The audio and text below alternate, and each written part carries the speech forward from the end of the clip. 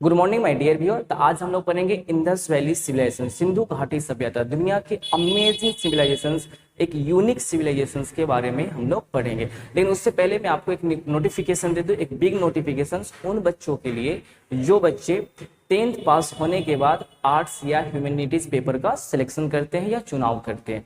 उनका ये मानना होता है कि जब मैं इन फ्यूचर यूपीएससी या बीपीएससी का एग्जाम दूं तो जो मेरा बेस है खास करके ह्यूमैनिटीज पेपर के प्रति वो स्ट्रांग हो जाए, एक अंडरस्टैंडिंग जो है वो बन जाए। तो उन बच्चों के लिए क्लास 11th की जो बैच है निष्ठा आर्ट्स की तरफ से, ये आपको 25 सितंबर से एक न्यू बैच क्लास 11th का शुरू होने जा रहा है। तो आप इसमें एनरोल कर सकते हैं। फिर से मैं बता दूं, वो बच्चे जो क्लास 10th पास होने के बाद, ठीक है, क्लास 10th पास होने के बाद यूपीएससी और बीपीएससी की तैयारी के लिए आर्ट्स पेपर को चुनते हैं या ह्यूमैनिटीज पेपर को चुनते हैं, जिनका ये मानना होता है कि हम एक अच्छे तरीके से अपने बेस को स्ट्रॉन्ग कर रहे, चाहे वो हिस्ट्री हो, चाहे वो पॉलिटी हो, चाहे वो फिलॉसफी हो, चाहे वो साइकोलॉजी हो, किसी भी सब्जेक्ट को जो आप चुनते हो उसमें अपना एक बेस बनाना चाहते हो, जिससे एक आपका जो अंडरस्टैंडिंग है, एक ह्यूमैनिटीज के प्रति जो समझदारी है, एक व्यापक लेवल पे बढ़े, एक कंप्रेहेंसिव स्टडी हो सके।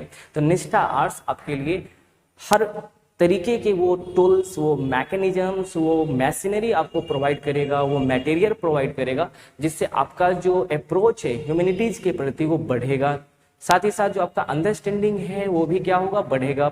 और दूसरी बात है कि जो क्वेश्चंस आएंगे या जो भी कुछ होगा उसके प्रति जो आपकी समझ होगी वो भी अच्छा खासा विकसित होगा, क्योंकि हम बच्चों की जो 360 डिग्री डेवलपमेंट पे हम लोग काम करते हैं। तो आई होप कि आपको ये बात समझ में आ गया होगा। तो जो बच्चे अभी तक एनरोल नहीं किए हो, 25 सितंबर से एक न्यू बैच की शुरुआत होने जा रहा है निष्ठा आर्ट्स। आपका जो ये कोचिंग है ये जनरली भिगना पहाड़ी, तो आप हमसे यहाँ आकर ऑफिस में आप मिल सकते हैं, ठीक है। जो ऑफिस नंबर है आप यहाँ पे कांटेक्ट कर लेंगे, ठीक है। तो ये ऑफिशियल्स नंबर है, इस ऑफिशियल्स नंबर पे आप मिल सकते हैं, ठीक है। तो चलिए हम टॉपिक की शुरुआत करते हैं। तो चलिए टॉपिक को शुरू करते हैं। दुनिया के सबसे famous unique advance civilisation Indus valley civilisation, आखिर इसको दुनिया का सबसे आउटस्टैंडिंग सभ्यता क्यों कहते हैं, यूनिक सभ्यता क्यों कहते हैं, तो इसी को समझने की कोशिश करते हैं। तो चलिए शुरू करते हैं।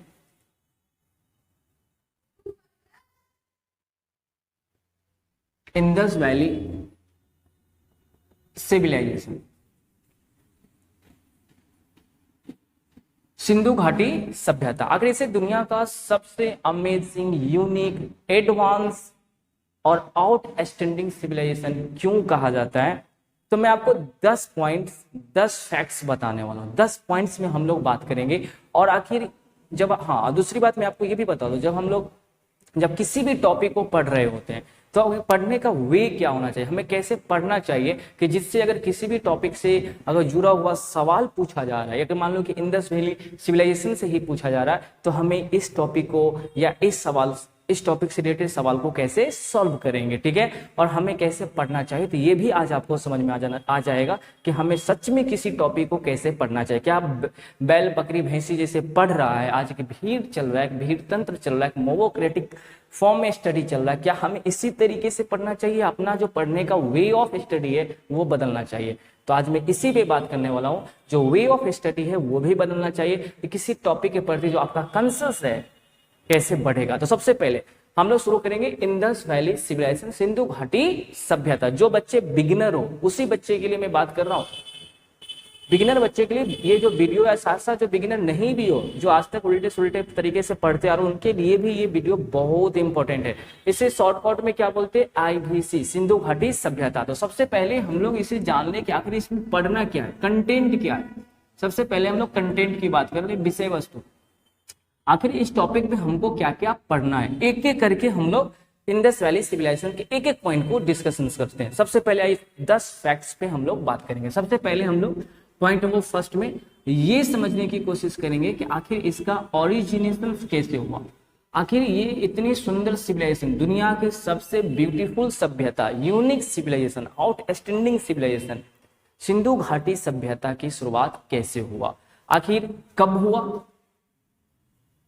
ये भी देखेंगे, कैसे हुआ तो ये भी समझने की कोशिश करेंगे। और आखिर ये कौन थे जिन्होंने इसके बारे में पता लगाया, ये आर्कियोलॉजिस्ट कौन थे जिन्होंने ये कहा कि भारतीय उपमहाद्वीप में दुनिया की सबसे बेहतरीन सभ्यता, उस समय के जो 4 कंटेम्पोररी सिविलाइजेशन था, आप लोग कमेंट बॉक्स में बताएंगे कि उस समय के जो इनके कंटेम्पोररी सिविलाइजेशन, सिंधु घाटी सभ्यता की जो समकालीन सभ्यता था वो कौन कौन था, कमेंट बॉक्स में आप लोग बताएंगे। तो सबसे पहले हम लोग क्या जानेंगे, ओरिजिनेशन। जब आप इस तरीके से किसी टॉपिक को पढ़ोगे, जैसे आप टॉपिक हिस्ट्री में पढ़ रहे हो, तो सबसे पहले ये पता करो।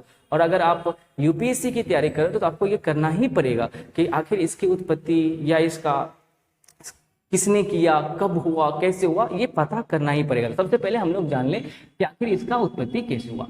जब किसी भी चीज की उत्पत्ति हो जाती है तो पॉइंट नंबर 2 में आप लोग सिंपल देखते हो ना कि आप इसका क्या करते हो, नामाकरण करते हो, आप इसका नाम लिखते हो, नाम देते हो, तो नोमेनक्लेचर। आखिर इसे हम सिंधु घाटी सभ्यता ही क्यों कहते हैं, ये भी तो सवाल चल रहा होगा आपके माइंड में। आखिर हम इसको आईवीसी ही क्यों कहते हैं, इसको दूसरे नाम से क्यों नहीं बुलाते? तो फिर आप बोलोगे सर इसका दूसरा नाम तो है हड़प्पा सिविलाइजेशन, तो हड़प्पा ही क्यों कहते, आखिर और दूसरा नाम से क्यों नहीं बुलाते? तो बोलोगे सर इसका और भी नाम है, ब्रॉन्ज एज सिविलाइजेशन, कांस्य युगीन सभ्यता। फिर क्या इसको कांस्य युगीन ही क्यों, आखिर इसको दूसरा नाम से और क्यों नहीं बुलाते हैं? तो फिर आप बोलोगे सर इसका तो नाम है इंदस सरस्वती सिविलाइजेशन। तो क्या बस इंदस सरस्वती सिविलाइजेशन है कि और भी दूसरा नाम? तो आखिर ये चारों नाम या और भी कोई नेम है? आखिर इसके जो नाम है, कहने की लॉजिक, इसको इंदस आईवीसी ही क्यों कहते हैं, ब्रॉन्ज एज सिविलाइजेशन ही क्यों कहते हैं, हड़प्पा सिविलाइजेशन ही क्यों कहते हैं, या हड़प्पा कल्चर क्यों, या इंदस सरस्वती सिविलाइजेशन क्यों कहते हैं? आखिर इसके पीछे क्या कारण है? या और भी कोई नाम है, या कोई दूसरा नाम नहीं हो सकता था कि यही नाम दिया गया? क्या है इसके पीछे लॉजिक, ये समझने की कोशिश करेंगे। इसके बाद पॉइंट नंबर 3 में हम लोग क्या समझेंगे, तो पॉइंट नंबर 3 में हम लोग टाइमलाइन। आखिर इतनी खूबसूरत सभ्यता की जो उत्पत्ति हुआ, बहुत सारे लोगों का ये कहना है कि इसकी उत्पत्ति आज से 5000 साल पहले हुआ, किसी का कहना है 7000 ईयर्स एगो हुआ, किसी का कहना है 3000 ईयर्स एगो हुआ, किसी का कहना है 4000 ईयर्स एगो हुआ। तो आखिर एग्जैक्ट इंडस वैली सिविलाइजेशन का उत्पत्ति कब हुआ, इसका टाइमलाइन क्या है, प्री फेज क्या है, मैच्योर फेज क्या है, डिक्लाइन फेज क्या है? तो हर जो एक एक फेज है उसको भी हम लोग समझने की कोशिश करेंगे। और आखिर इसका रियल उत्पत्ति कब हुआ, आर्कियोलॉजिस्ट का क्या कहना है, रिसर्चर का क्या कहना है, तो यही देखेंगे। सिंधु घाटी सभ्यता पे जो न्यू रिसर्च है टाइमलाइन को लेकर के, ये क्या कहता है, और आर्कियोलॉजिस्ट का क्या कहना है, ये भी हम लोग समझने की कोशिश करेंगे। तो अगर आप इस तरीके से पढ़ रहे हो किसी भी टॉपिक को, तो मानो कि आप सच में आप यूपीएससी की जो तैयारी है या बीपीएससी की जो तैयारी है, जो कमीशन का डिमांड है, अब इस तरीके से आपका स्टडी स्मार्ट स्टडी चल रहा है। आप सिर्फ भेड़ और बकरी के चाल वाले अगर आप पढ़ाई कर रहे हो कि इसकी खुदाई वहां हुआ, इसकी खुदाई वहां हुआ, तो आप मान लो आप यूपीएससी तो छोड़ दो, आप बहुत सारे कॉम्पिटिटिव एग्जाम भी क्लियर नहीं कर पाओगे। आपके पढ़ने के अब मामले बदल गए हैं, आप स्टडी का जो मामले हैं वो भी बदल गए। अब तो आपको इस तरीके से सबसे पहले ये जानो, उसके बाद ये जानो किसी भी टॉपिक का, उसके बाद हम लोग क्या जानेंगे, टाइमलाइन।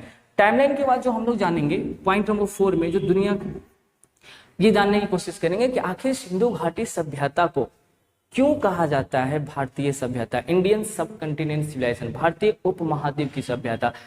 तो हम लोग क्यों कहा जाता है, इसके पीछे कारण है ज्योग्राफिकल एक्सटेंशन। क्या कारण है बाबू, ज्योग्राफिकल एक्सटेंशन। तो ये समझने की कोशिश करेंगे भौगोलिक विस्तार, आखिर सिंधु घाटी सभ्यता के जो भौगोलिक विस्तार है वो कहां तक था, ज्योग्राफिकल एक्सटेंशन।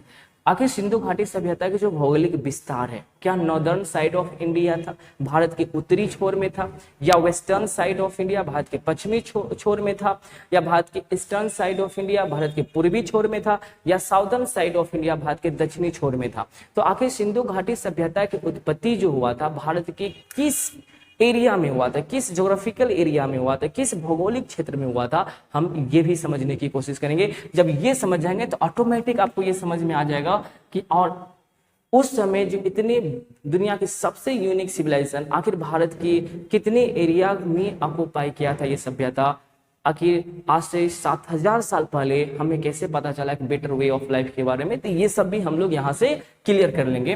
तो आखिर ये किस साइड में हुआ था ये भी हम लोग समझने की कोशिश करेंगे, किस डायरेक्शंस में हुआ था यहाँ से क्लियर हो जाएगा। और यहीं से क्लियर होता है कि इस सभ्यता को इंडियन सब कंटिनेंट, भारतीय उपमहाद्वीप की सभ्यता क्यों कहा जाता है। तो पॉइंट नंबर 4 में समझ में आ गया कि हम लोग क्या बात करेंगे कि भारत आखिर सिंधु घाटी सभ्यता के भौगोलिक विस्तार किधर किधर कहां कहां हुआ था, भारत के किस एरिया में हुआ था। उसके बाद जो हम लोग देखेंगे जिसके कारण सिंधु घाटी सभ्यता को सच में सिंधु घाटी सभ्यता और के तौर पे याद रखा जाता है, अपने आप में अमेजिंग सिविलाइजेशन के तौर पे याद रखा जाता है। इसके पीछे क्या कारण है, तो ये कारण है आपको बता दो टाउन प्लानिंग, नगर नियोजन, town planning of IVC. Sindhu घाटी सभ्यता के सबसे इंपॉर्टेंट फीचर्स आता है, सबसे इंपॉर्टेंट जो माना जाता है ये है टाउन प्लानिंग ऑफ आईवीसी, नगर नियोजन। कहा जाता है कि सिंधु घाटी सभ्यता के जो ड्रेनेज सिस्टम है, वाटर सप्लाई चैनल है, यहाँ जो ड्रेन होते थे वो पूरे कवर्ड होते थे। आप इस बात को सोचो, वहां के जो नाले होते थे पूरे ढके होते। आज के नाले ढके हो या ना हो, यहाँ पे डस्टबिन पाए गए। क्या यूनिक आर्किटेक्चर है, अमेजिंग। आज भी मोहनजोदारो के जो ड्रेनेज है, जो नाले हैं, आज जो पाकिस्तान में आप देखोगे 1 साल पहले या 1.5 साल पहले जो बाढ़ आया था, उस पानी को भी सप्लाई कर रहा था।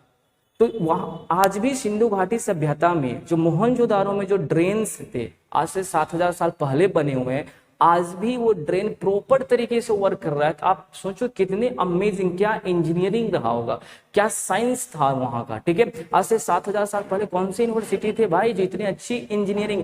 आज मैं बात करूं कि आज दुनिया के बहुत सारे तमाम यूनिवर्सिटी है, बहुत सारे ड्रेन बनते हैं जो प्रॉपर काम ही नहीं करते, प्रॉपर वर्क भी नहीं करते। अब सोचो कि 7000 ईयर्स एगो क्या इंजीनियरिंग था जो इतने अच्छे ड्रेन विकसित किया था, इतने अच्छे ड्रेन को कंस्ट्रक्ट किया था कि आज भी वो ड्रेन प्रॉपर तरीके से वाटर सप्लाई काम कर रहे हैं। दूसरी बात, वाटर सप्लाई चैनल के तौर पे काम कर रहे हैं। और मैं ये बता दूं, यहाँ पे जो रास्ते होते थे, जो रोड होते एक दूसरे को 90 डिग्री राइट एंगल पे कट करते थे। अमेजिंग साइंस आखिर। और मोहनजोदारो में आप देखोगे तो 700 वेल्स मिले हैं, कुएं मिले। तो आप इस बात को समझ सकते हो कि आखिर इनके जो टाउन प्लानिंग है इतना अमेजिंग क्यों है, अद्वितीय क्यों है। उस समय के जो 4 सभ्यता में सबसे इंपॉर्टेंट टाउन प्लानिंग आखिर सिंधु घाटी का ही क्यों है। तो मैंने आपको बता ही दिया कि इसमें क्या क्या और भी पढ़ेंगे, पूरे इन डिटेल पढ़ेंगे। पहले तो बस इतना समझो कि हमें इसमें पढ़ना क्या होता है। ठीक है, तो टाउन प्लानिंग ऑफ आईवीसी, और यही सिंधु घाटी को सबसे महत्वपूर्ण सभ्यता बनाता है। ड्रेनेज ऑफ द आईवीसी क्या अमेजिंग है। ठीक है, तो उसके बाद अगर हम बात करें पॉइंट नंबर 6 में, इसके बाद जो हम लोग पढ़ेंगे टाउन प्लानिंग ऑफ आईवीसी के बाद जो जानेंगे तो वो जानेंगे socio economic and political structure of IVC. उसके बाद हम लोग क्या जानेंगे, socio economic political structures of IVC. Sindhu घाटी सभ्यता के आखिर सामाजिक, राजनीतिक और आर्थिक संरचना क्या था। अब इतनी अमेजिंग सिविलाइजेशन, भारत के इतने एरिया में फैला हुआ सिविलाइजेशन, अच्छा खासा एरिया में फैला हुआ सिविलाइजेशन का सामाजिक ढांचा क्या था। तो मैं आपको बता दूं, आज से 7000 ईयर्स एगो हम समझ चुके थे कि हमें वे ऑफ लाइफ क्या होता है। आज से 7000 ईयर्स एगो हम समझ सामाजिक संरचना क्या था, समाज कितने भागों में बटे थे, क्या यहाँ भी कास्टिज्म था, क्या भारत में कास्ट का एविडेंस क्या यहीं से मिलता है, क्या है इसके पीछे का लॉजिक, क्या यहाँ पे था या नहीं था, सोशल प्रैक्टिसेस क्या था, ये समझने की कोशिश करेंगे। और जितने भी मिस्ट्री है वो सभी को डिमिस्टिफाई करेंगे। उसके बाद अगर सामाजिक संरचना अच्छा रहा होगा तभी तो यहाँ पे टाउन प्लानिंग क्या बहुत अच्छा है, यस या नो। उसके बाद देखेंगे इनके इकोनॉमिक स्ट्रक्चर्स, आखिर इनका अब मैं बताऊं, आज से 7000 साल पहले हम व्यापार कर रहे हैं मेसोपोटामिया की सभ्यता से, हम व्यापार कर रहे हैं भारत से बाहर जाकर। तो आप सोचो कि आज से 7000 ईयर एगो व्यापार कर रहे थे। अमेजिंग, कैसे कर रहे थे, अनबिलीवेबल। ये संभव कैसे हो सकता है कि 7000 ईयर से वो व्यापार कर रहे थे, कहाँ, आउटसाइड एक तो इंटरनल ट्रेड चल ही रहा था जिसको आंतरिक व्यापार बोलते हैं, और एक एक्सटर्नल ट्रेड मतलब मतलब बाह्य व्यापार ये भी चल रहा था। यस, ये भी व्यापार चल रहा था। कैसे चल रहा था? आखिर कौन से मशीनरी का प्रयोग करते थे, वो टूल्स क्या था, वो ट्रांसपोर्टेशन सिस्टम क्या था जिसके साथ हम ये व्यापार क्या करते, जिसके जो आखिर वो ट्रांसपोर्टेशन मीडियम क्या था। तो ये भी हम लोग समझने की कोशिश करेंगे, आखिर कैसे संभव हुआ आज से 7000 साल पहले व्यापार। ठीक है, उसके बाद देखेंगे हम लोग पॉलिटिकल स्ट्रक्चर्स।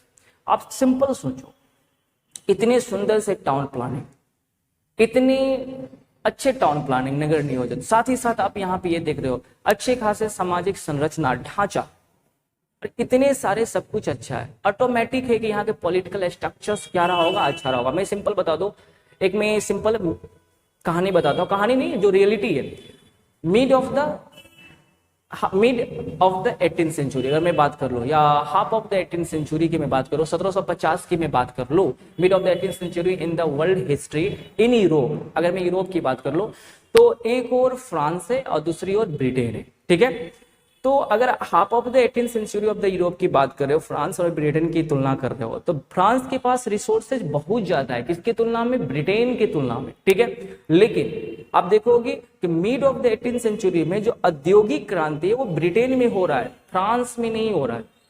अब सबसे ज्यादा रिसोर्सेज फ्रांस में, सब कुछ फ्रांस में, लेकिन फ्रांस में औद्योगिक क्रांति नहीं हो रहा। औद्योगिक क्रांति हो कहाँ रहा है? तो ब्रिटेन में हो रहा है। इसके पीछे क्या लॉजिक है? तो इसके पीछे एक ही लॉजिक है, क्योंकि यहाँ पे पॉलिटिकल स्टेबिलिटी क्या है? बहुत अच्छा है। सोशल स्टेबिलिटी क्या है? बहुत अच्छा है। लेकिन अगर मैं फ्रांस की बात करूँ तो फ्रांस में ना पॉलिटिकल स्टेबिलिटी है और नहीं सोशल स्टेबिलिटी। तो ऑटोमेटिक क्या है, फ्रांस आप देखोगे बार बार ये रिवोल्यूशंस के फेज से क्या हो रहा है, गुजर रहा है। एक रिवोल्यूशन है, चार रिवोल्यूशन फ्रांस में हो रहा है, उससे भी ज्यादा आपको देखने को मिलेगा। लेकिन ब्रिटेन में आप देखोगे तो यहाँ पे जो पॉलिटिकल इंस्टीट्यूशंस हैं, जो सोशल इंस्टीट्यूशंस है, एक दूसरे के बीच में तालमेल, जब भी एक्सट्रीम फेज आता है तो तालमेल बैठा लेता था। तो कहने की लॉजिक यहाँ पे पॉलिटिकल स्टेबिलिटी ज्यादा है और यहाँ पे पॉलिटिकल स्टेबिलिटी नहीं था। किसी भी देश के विकास के लिए एक पॉलिटिकल स्टेबिलिटी का होना बहुत जरूरी है। इसीलिए फ्रांस में बहुत सारे कुछ होने के बाद भी यहाँ औद्योगिक क्रांति नहीं हुआ और ब्रिटेन में औद्योगिक क्रांति हुआ। तो आप समझो कि आखिर यहाँ का पॉलिटिकल स्ट्रक्चर क्या था सिंधु घाटी सभ्यता के। इतने सारे सब कुछ अच्छा, क्या मोनार्कियल था, क्या ओलिगार्की व्यवस्था था, क्या डेमोक्रेटिक सिस्टम था? आखिर इंडस वैली सिविलाइजेशन का राजनीतिक संरचना, पॉलिटिकल स्ट्रक्चर्स क्या था, ये भी हम लोग समझने की कोशिश करेंगे और तभी समझ पाएंगे जब इसके सामाजिक, उसके आर्थिक, उसके टाउन प्लानिंग को समझेंगे तो ऑटोमेटिक हमें समझ में आ जाएगा कि सिंधु घाटी सभ्यता के जो पॉलिटिकल स्ट्रक्चर्स है वो ओलिगार्की पे आधारित था या उसके मोनार्की पे आधारित था या फिर यहाँ पे डेमोक्रेसी था। आखिर क्या था? क्योंकि यहाँ से कोई भी किंग और क्वीन का एविडेंस नहीं मिला है, तो फिर हम कैसे पता करेंगे कि आखिर इसका किस प्रकार की राजनीतिक संरचना था। उसके बाद जो हम लोग देखेंगे political, socio economic and political structures of IBC के बाद पॉइंट नंबर 7 जो हम लोग देखेंगे ये है cultural and religious belief of IBC. Cultural and religious belief of IBC. आखिर सिंधु घाटी सभ्यता की संस्कृति क्या था, लोग, और यहाँ पे जो धार्मिक जो रिलीजियस एक्सपेक्ट्रम है वो कैसा था, लोग किसकी पूजा कर, लोग क्या एनिमिस्ट थे या लोग पोलीमिस्ट थे या लोग मोनो, यहाँ के जो समाज था एनिमिस्ट था, प्रकृति पूजा करते थे, पोलीमिस्ट थे, क्या वो बहुदेववाद का पूजा करते थे, या मोनोथिस्ट थे, क्या वो एक ईश्वरवाद में बिलीव रखते थे। तो क्या था उसका राजनीतिक धार्मिक स्वरूप, ये भी देखने की कोशिश करेंगे और साथ ही साथ यहाँ पे ये भी समझ लेंगे कि इसका आखिर कल्चर क्या था। कल्चर का मतलब होता है कि आज से हम 7000 साल पहले समझ चुके थे कि मेरा वे ऑफ लाइफ क्या है। जब दुनिया को नहीं पता था, इंडस वैली वाले को पता था कि वे ऑफ लाइफ क्या है। दूसरी बात, कहा जाता है कि सिंधु घाटी सभ्यता के लोग ने बड़ा ही पीसफुल लोग थे, बड़ा ही शांति प्रिय लोग थे। वहां का कल्चर, यहाँ पे कोई भी इतनी जो देखोगे वार मटेरियल, सेफ्टी वाल्व, ऐसी चीजें यहाँ पे बहुत कम मिले या न के बराबर मिले। तो इससे ये पता चलता है कि यहाँ के लोग बहुत ही ज्यादा शांति प्रिय। मैं आपको छोटे छोटे बातें बता रहा हूँ, बाकी इन डिटेल एक एक बातें मुझे इसमें डिस्कशन करना है और वीडियो बहुत लंबा होने के लिए आप तो समझो कि हमें पढ़ना कैसे चाहिए। आई होप कि आपको एक आइडिया मिल रहा होगा कि हमें किस किस टॉपिक पे कैसे पढ़ना चाहिए। तो कल्चरल एंड रिलीजियस बिलीव के बाद हम लोग जो देखेंगे, जो उसके बाद जो सबसे इंपॉर्टेंट आएगा पॉइंट नंबर 8 में देखेंगे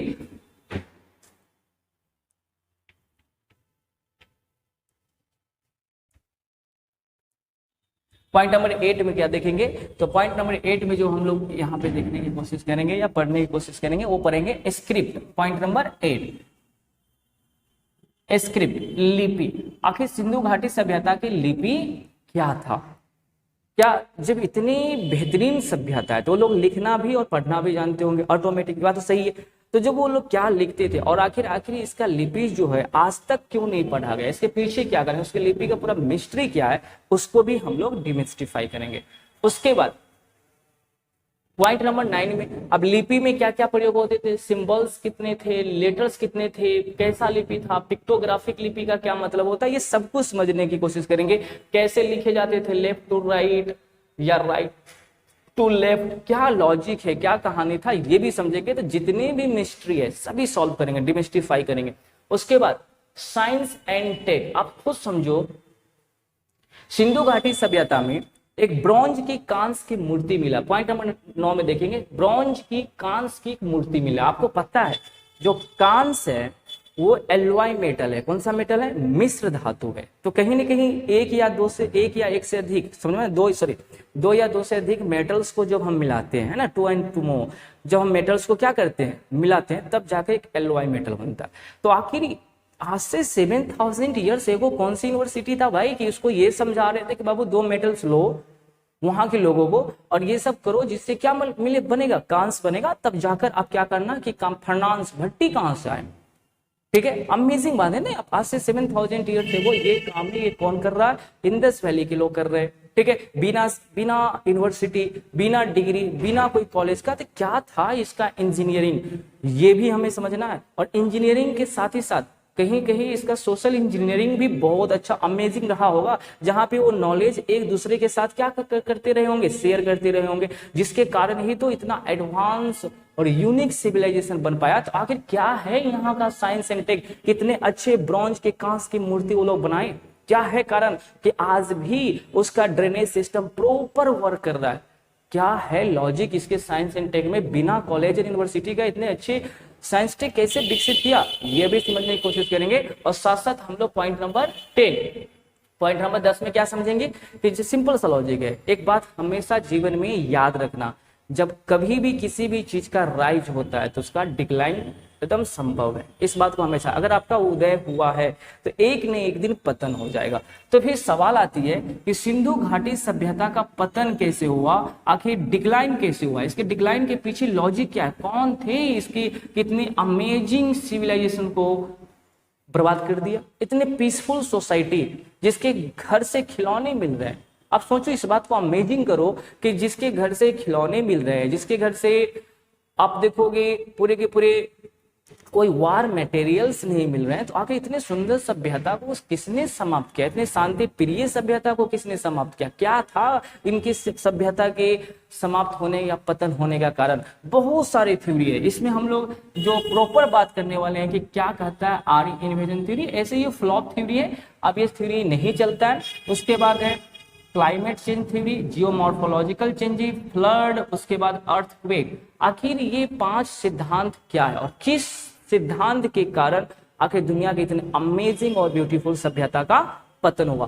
तो एक एक चीजें को हम समझेंगे। अगर आप इस तरीके से पढ़ोगे, आप देख लो 10 पॉइंट मैंने सबसे पहले क्या बताया कि किसी भी सभ्यता की उत्पत्ति, जब आप हिस्ट्री पढ़ रहे हो तो देखो सिंधु घाटी पे ही बात करें, ओरिजिनेशन कैसे हुआ, फिर अगर उत्पत्ति हुआ किसने किया, कब किया, कैसे हुआ, फिर इसका टाइमलाइन कब से कब तक है, ये समझने की कोशिश करें। बहुत सारे लोग बोलते हैं कि ये 5000 साल पहले, ये 6000 साल पहले, आखिर एग्जैक्ट किया है, रिसर्चर का क्या कहना है और साइंस क्या कहता है ये समझने, आर्कियोलॉजिस्ट क्या कहता है ये समझने की कोशिश करेंगे। उसके बाद फिर देखेंगे इसका ज्योग्राफिकल एक्सटेंशंस क्या है, भौगोलिक विस्तार क्या है, नामकरण, अगर इसका हम सिंधु घाटी ही क्यों बुलाते हैं, भौगोलिक विस्तार के साथ साथ नोमेनक्लेचर भी देखेंगे। उसके बाद जिस लिए सिंधु घाटी सभ्यता दुनिया में फेमस है उसका नाम है अपने आप में टाउन प्लानिंग। तो आखिर इसके टाउन प्लानिंग कितना यूनिक, आज से 7000 ईयर से वो हेल्थ एंड सैनिटाइजेशन पे वो फोकस करते थे।